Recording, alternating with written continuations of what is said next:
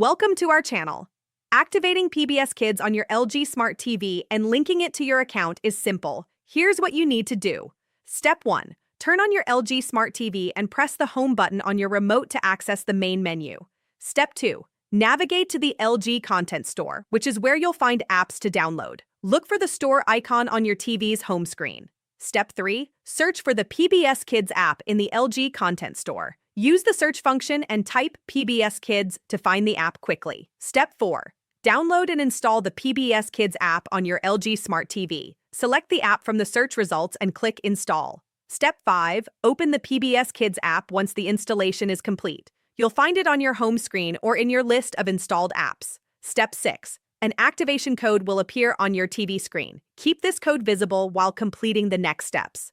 Step 7. On your computer, smartphone, or tablet, visit the PBS Kids activation website shown on your TV. This is typically pbskids.org, activate, or similar.